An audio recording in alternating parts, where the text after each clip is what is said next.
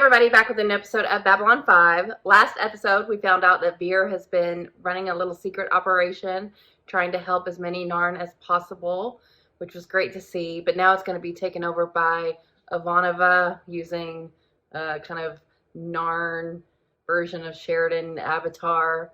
But that's good for her because she's been feeling a bit too seen. So a little behind-the-scenes snakery is going to do well for her. But Veer is engaged to or married to just an awful supremacist serial killer. She was god-awful, and I hope we never see her again. I hope he never has to see her again. But I guess it's not surprising that the Centauri would want to kind of shore up his beliefs, especially with him, working on Minbar. But, oh, God, she was the worst. And Delenn and Sheridan went on a date. So that was great to see too. This next episode is called A Late Delivery from Avalon. I don't know. We've been getting deliveries lately. But Avalon is it's a mythological place, isn't it? I'm not sure. Yeah, let's get into it. You can't keep relying on the Minbari for protection. We have to create a broader base of support. And you have an idea. Always, Commander. Always. When my costs go up, I have to pass that along to the consumer. That's you. Just in case that's another one of those concepts you got a problem with. See, that's my box. What kind of pepperoni? Is it the big sticks or the small ones? Oh, we're talking big sticks like this. Damn.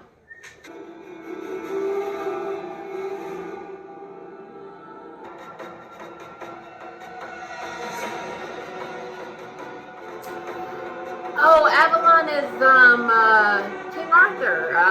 This is the Sword and the Stone. Oh shit. A lot of folks around here seem to think that workers deserve what they get. Figure it's better to let them die and thus deplete the surplus population. That's Ridiculous. Two figures on either side. One human, the other Minbari. They blend together in the middle to signify the two halves of our souls uniting against a common enemy. I am Arthur, son of Uther Pendragon. Oh my god, this is hilarious. No man takes Excalibur from me and lives. Especially for me, considering I'm watching Merlin right now. Wait! They said that I would sleep for a time. A long time. But I would return when I was most needed. Do we need you? The Vorlons have been to Earth. And from time to time, they have taken someone out of their time, preserved him until he was needed, and revived him. Your recent encounter with Mr. Sebastian, for instance. Mm-hmm. You're not serious. The ship appeared and took Arthur to a place There's precedence. where he would be healed and preserved. Franklin. Doctor, the patient you were holding in Isolab 1, I don't know what happened to him, but he's escaped. Oh no. Everything you asked for, right in there. How can I be sure you've contacted him? I'm a man of my word. I told you. 100 credits by yesterday, or we beat Oh the my game. god. Now, why do you make me do this? Huh? Why do you make me do what we both know I'm gonna do? Huh? Release that man! Right here.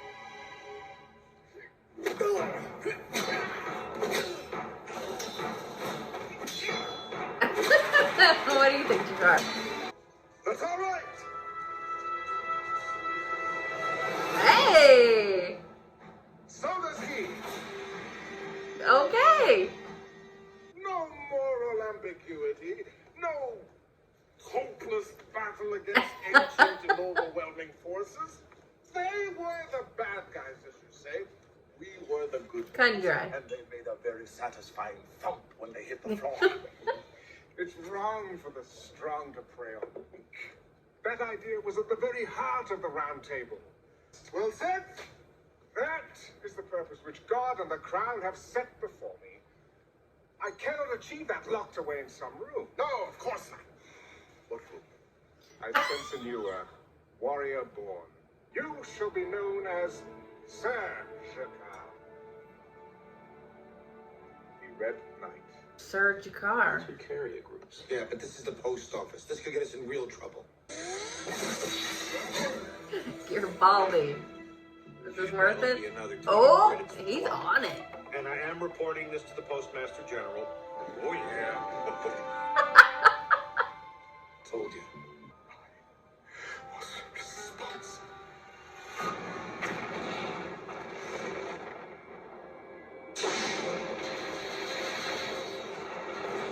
Are you all right? We've been looking for you. Mr. Garibaldi is quite put out. Mr. Garibaldi is always put out. I heard what you did, and I respect it. But if you don't come with me, there will be trouble. I will vouch for his character. I saw the entire thing. Will you come with us, Sir Jakar? Sir Jakar. Lead on. Oh boy. In exchange for our cooperation, we ask that your governments take part in the ongoing defense of Babylon 5. Obviously, we'll do all we can to make sure that ships from two sides actively engaged in hostilities are not providing defense at the same time. The Babylon Treaty serves your interests as well as ours. A treaty. The details Way are to all go. spelled out in the folders I've just given you. You see, everyone who joins Earth Force has his unique DNA sequence mapped and logged for identification purposes. He was in Earth Force doing what? Take a look. You can't show me this. Marcus is who he is. I don't care. Uh-oh. Kill him. Wait now. Let's be sensible. He was a bad This guy? is the first step towards healing him. Let it be Arthur. Let it be anyone he wants. I have an obligation to help. Now, if I confront him with this, it may be enough to snap him out of this delusion. You're hypocritical. That's kind of like the death of personality thing again. If you do this, you'll be doing great harm, Stephen. Stephen! I'm sorry. Have to.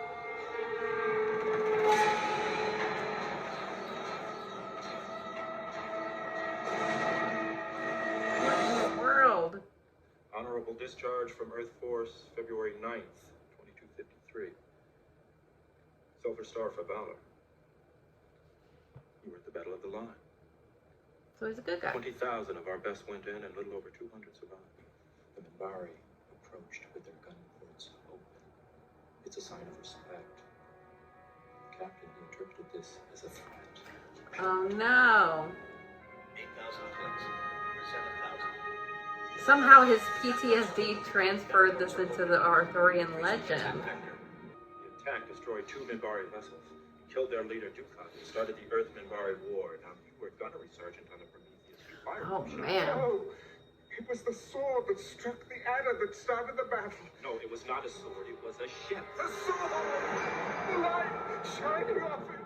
You volunteered for the Battle of the Line, even though you knew it was a suicide mission.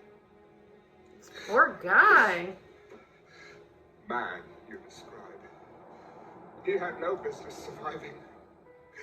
Their horses were on fire! Shit.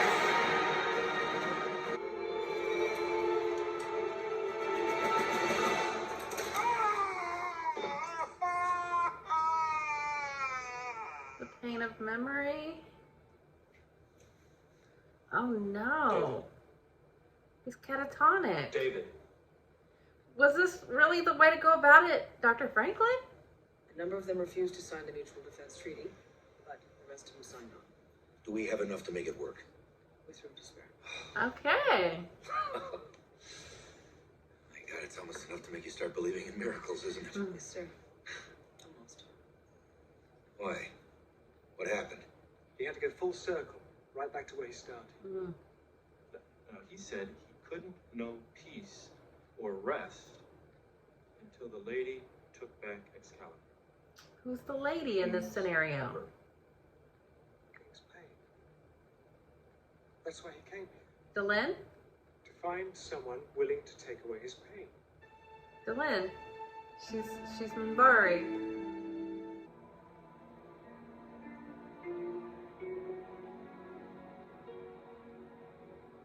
Okay, let's see. Where's that That pepperoni better be in there. Look at it. Whoops.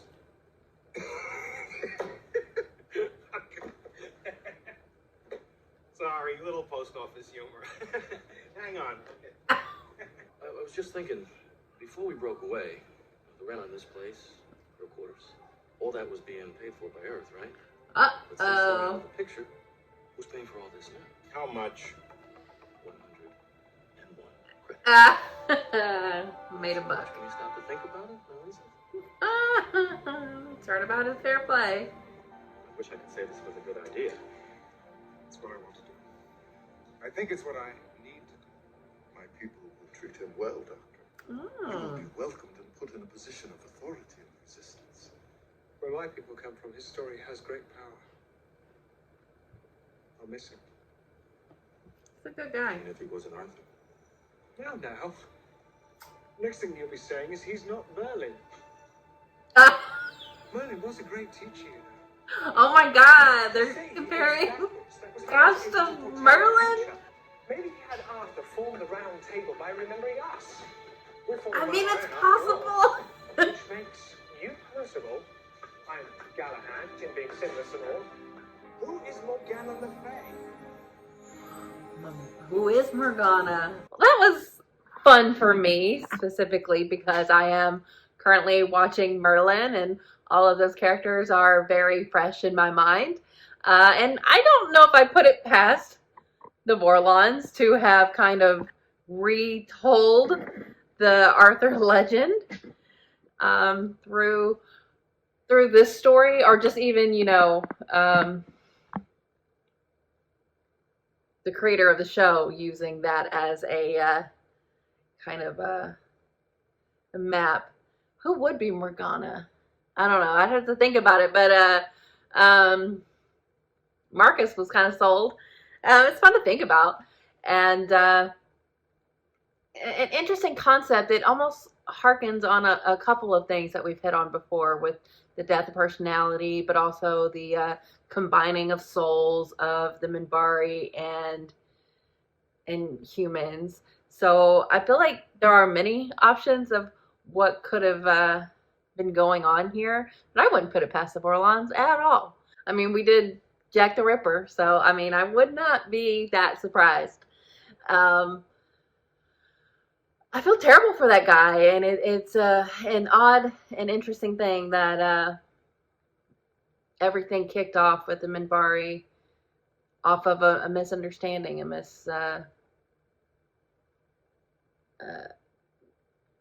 something so little, something so small that changed history. And you can think back of what started the war, the Narn and Centauri War. It was a lot of just small decisions that could have gone very differently. Like, you think back of what Jakar was trying to do.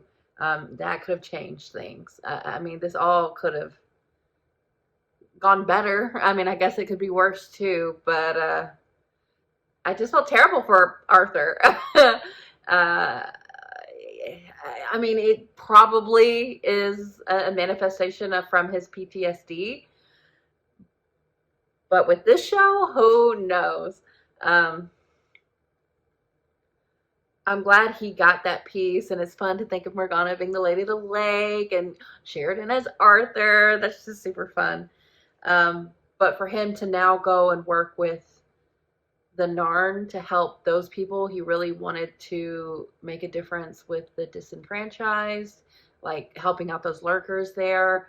That was really great. And now, you know, going to go create a round table with the Narn. And I really liked his relationship with Jakar. Jakar having a good time here and just kind of enjoying the black and white fight that they got themselves into.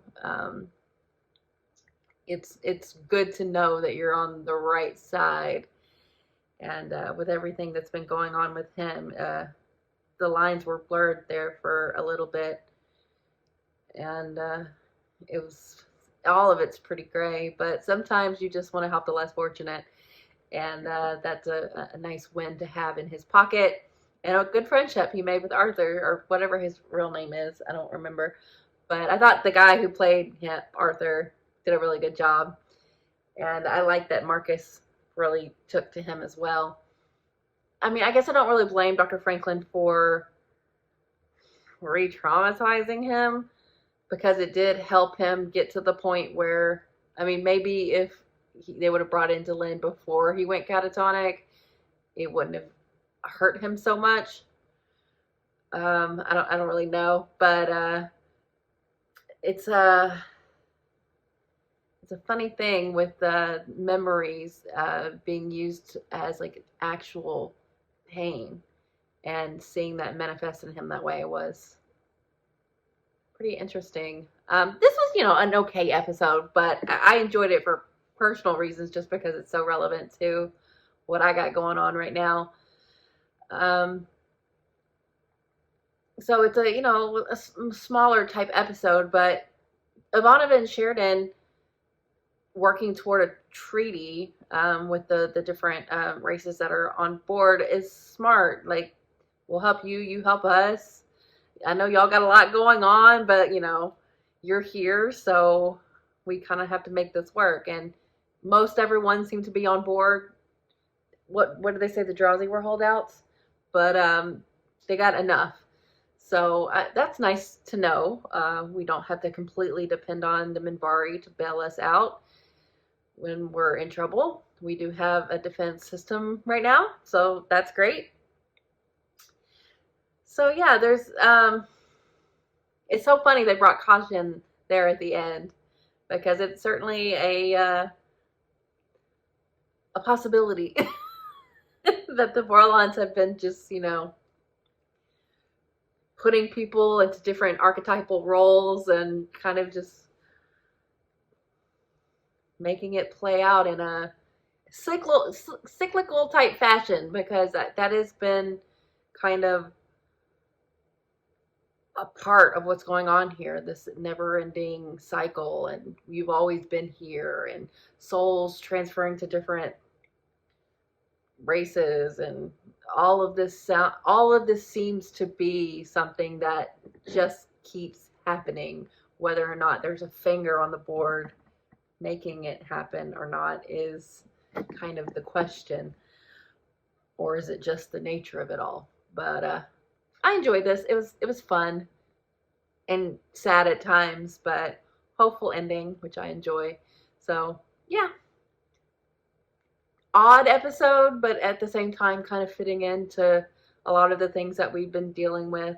So I definitely enjoyed that aspect of it. So thanks for watching, guys. I'll be back soon.